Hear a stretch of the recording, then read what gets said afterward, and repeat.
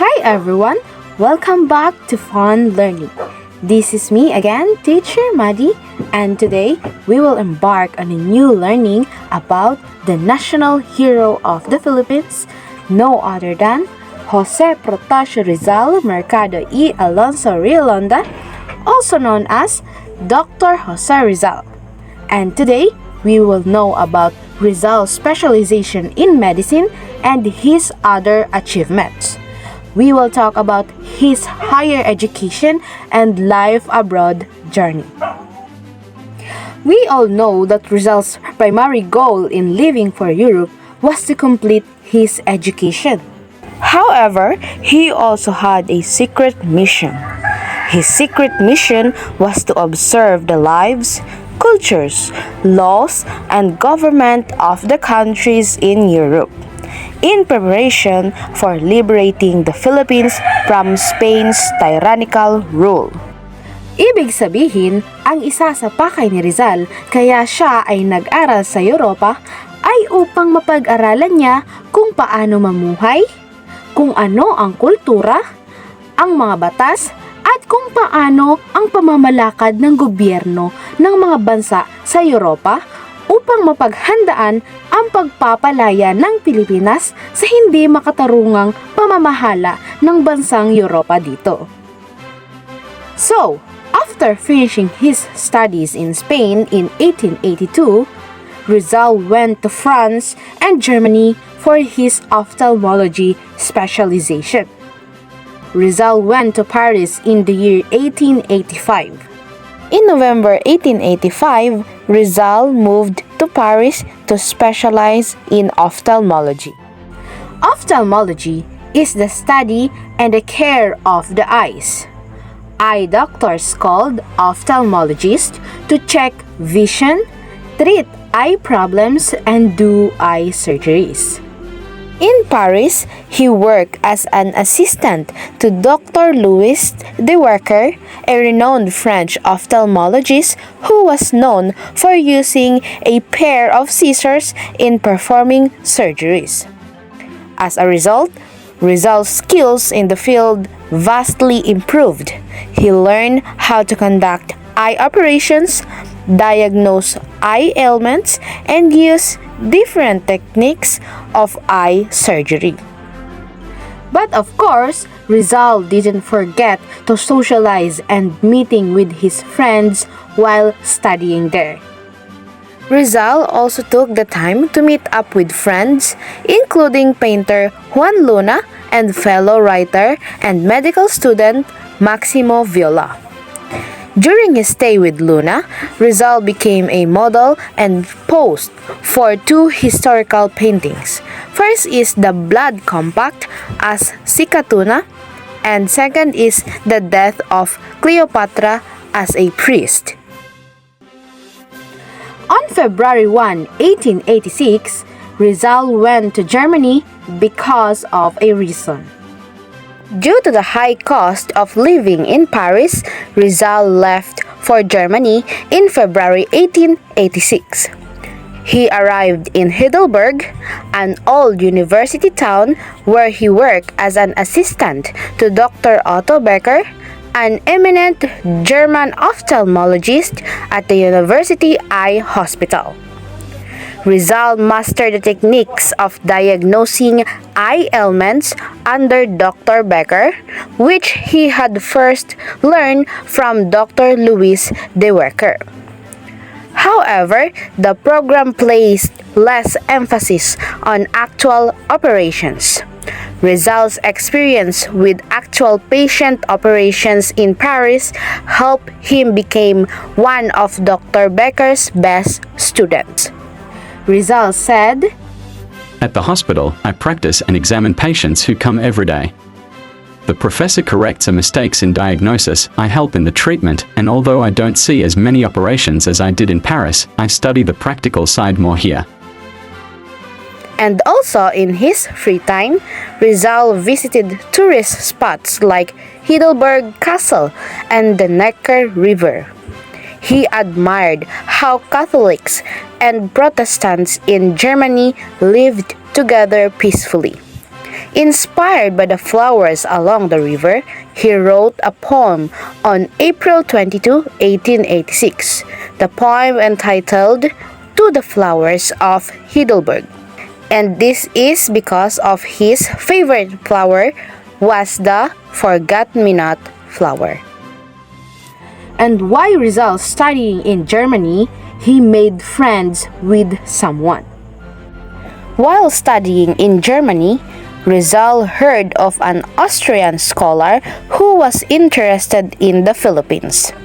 He had never seen the country, but he was eager to learn more about it. And this person is Professor Ferdinand Blumentritt.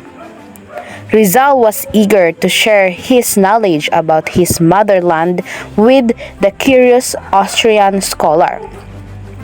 Upon learning that Blumentritt was studying the Tagalog language, Rizal sent him a letter. In his letter, Rizal expressed his gratitude for Blumentritt's interest in the Philippines and sent him a Spanish-Tagalog arithmetic book as a gift. He wrote, Esteemed Sir, having heard that your Lordship is studying our language and that you have already published some works on the subject, I take the liberty of sending you a valuable book written in that language by a countryman of mine. The Spanish version is mediocre because the author is only a modest writer, but the Tagalog version is good. Blumentritt was delighted to receive Rizal's letter and gift, and he reciprocated by sending Rizal 2 books. He said, Very esteemed Sir, I received your letter together with the 2 books that I value very much. I read them with great pleasure and satisfaction. I appreciate your kindness, and I shall not forget your courtesy in accepting my significant gift. Rizal and Blumentritt became close friends and they corresponded regularly for many years. Blumentritt readily obliged, while Rizal sent a self-portrait in crayon. On August 14, 1886, Rizal moved to Leipzig. Rizal arrived in Leipzig on August 14, 1886 and attended lectures conducted by a German historian and a well-respected anthropologist. He quickly mastered German, which is a difficult language to learn. He not only learned the language, but also translated some German works into Tagalog. Rizal translated William Tell into Tagalog so that his countrymen would know of and perhaps draw inspiration from the tale of independence. But he was not satisfied with simply translating one work. However, he went on to translate several fairy tales of Hans Christian Andersen. First is Sigahin Lalaki or Tambelina. Next, Ang Batang Babaeng May Dalang Sakafuego or The Little Match Girl. And last is Ang Pangit na Sisiw na Pato or The Ugly Duckling. On November 1, 1886, Rizal moved again, and at this time he is in Berlin. Jose Rizal moved to Berlin, the capital of Germany, in November 1886. He wanted to learn more about ophthalmology, German culture and government, and to meet with scientists. He worked as an assistant in the clinic of Dr. Schweger in the morning and attended classes at the University of Berlin in the evening. But Rizal's experience in Germany were not all positive. He intended to publish his novel Noli Me Tangere, but he was sick, sad, and penniless because his brother Pasiano was unable to send him his monthly allowance due to crop failures in Calamba. And that's end our discussion about Rizal's specialization in medicine and his other achievements. To sum up this discussion, Rizal's journey is very remarkable. Here's the reason why. First is the purpose-driven specialization. Rizal studied ophthalmology to cure his mother's blindness. Second, intellectual growth. He learned from European scholars and contributed to scientific discussions showcasing Filipino intellect on an international stage. Third, cultural appreciation. Rizal admired European customs, particularly German values like unity and creativity, which influenced his views on nation building. Fourth is resilience. Despite financial struggles, Rizal remained committed to his goals, exemplifying perseverance. And last is literary contributions. By translating works into Filipino, Rizal aimed to inspire Filipinos with tales of independence and virtue. Rizal's journey underscores the blend of dedication, intellect, and cultural curiosity that shaped him into a national hero. If you want to see the continuation of this topic, you can visit the original owner of this presentation in his YouTube channel Over the Academic Wall for better experience and for more learning about Rizal's life. That's all. Thank you for listening, and always remember, continue and have fun learning. Bye-bye!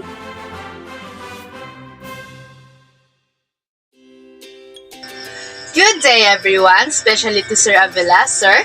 So my assigned topic is the publication of Noli Me Tangere. Jose Rizal published Noli Me Tangere on March 21, 1887 in Berlin despite facing poor health and financial challenges.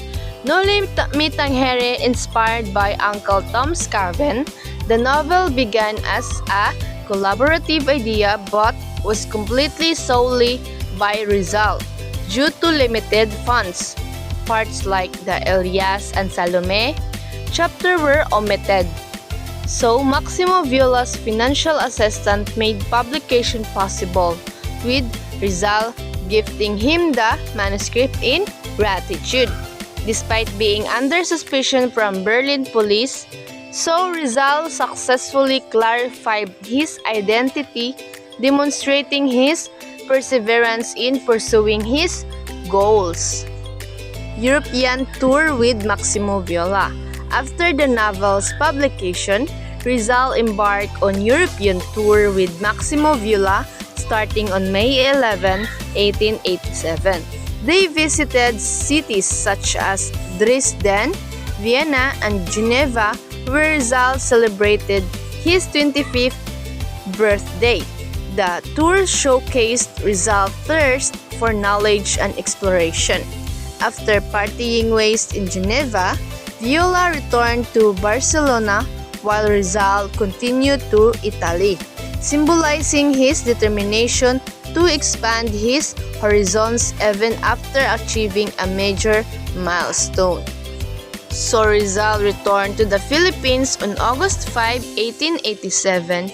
Despite the threats posted by Noli Me Tangere, his return reflected his bravery and devotion to his homeland. Rizal performed an eye surgery on his mother, opened a medical clinic in Calamba, and encouraged physical fitness through sports.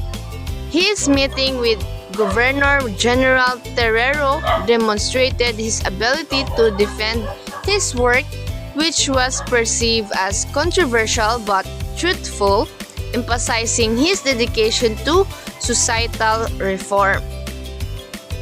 So, the novel faced opposition from the church and Spanish authorities.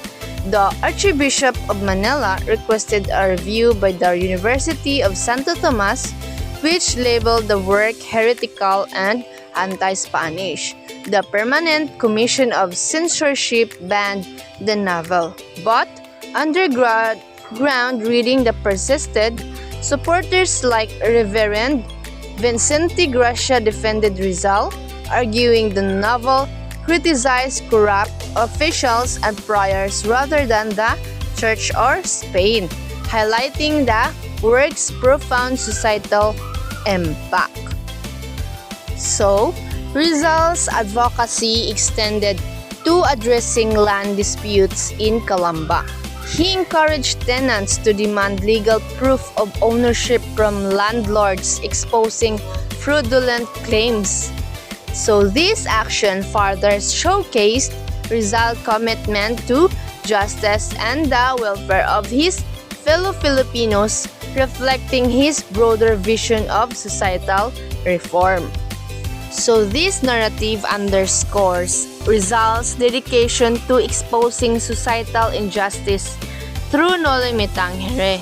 His contributions to literature, medicines, and societal reform remain a testament to his courage and unwavering commitment to national welfare, even in the face of personal risk and adversity. That's all my part. Thank you.